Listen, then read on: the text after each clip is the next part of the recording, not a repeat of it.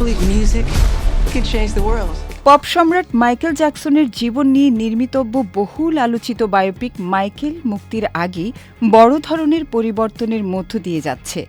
শুরুতে এই কিংবদন্তি শিল্পীর জীবনের সবচেয়ে বিতর্কিত অধ্যায় শিশু নির্যাতনের অভিযোগের বিষয়টি চিত্রনাট্যে রাখার পরিকল্পনা থাকলেও শেষ পর্যন্ত সেই অংশটি পুরোপুরি বাদ দেওয়ার সিদ্ধান্ত নেওয়া হয়েছে।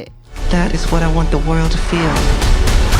চিত্রনাট্যের প্রারম্ভে একটি দৃশ্যে দেখা গিয়েছিল ১৯৯৩ সালের সেই উত্তাল সময়, যেখানে পুলিশের গাড়ির নীল লাল আলোর ঝলকানিতে আয়নার সামনে দাঁড়িয়ে নিজের প্রতিচ্ছবি দেখছেন কিংবদন্তি মাইকেল জ্যাকসন।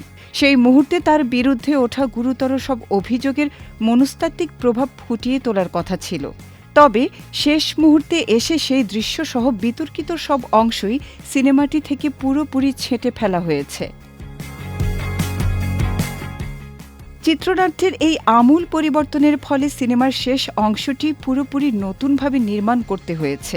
আগের বিতর্কিত অধ্যায়গুলো বাদ দিয়ে এখন ছবিটির সমাপ্তি টানা হয়েছে মাইকেলের জনপ্রিয়তার তুঙ্গে থাকা ব্যাড চুরের একটি জমকালো পারফরম্যান্স দিয়ে। এই নতুন দৃশ্য ধারণের জন্য অতিরিক্ত ২২ দিন শুটিং করতে হয়েছে, যার ফলে সিনেমার বাজেট প্রায় $১৫ মিলিয়ন বেড়ে গেছে। ছবিটির মোট বাজেট ধরা হয়েছিল প্রায় $১৫৫ মিলিয়ন। আর এই অতিরিক্ত খরচের ভার বহন করতে হয়েছে স্বয়ং জ্যাকসন স্টেটকেই। ছবিতে মাইকেল জ্যাকসনের চরিত্রে অভিনয় করছেন তার ভাতিজা জাফার জ্যাকসন। তার বাবা জো জ্যাকসনের চরিত্রে দেখা যাবে কোলম্যান ডোমিঙ্গোকে। ছবিতে মাইকেলের ব্যক্তিগত জীবনের বিতর্কের চেয়ে তার সঙ্গীত জীবন, পরিবার এবং বাবার সঙ্গে সম্পর্ককে বেশি গুরুত্ব দেওয়া হয়েছে।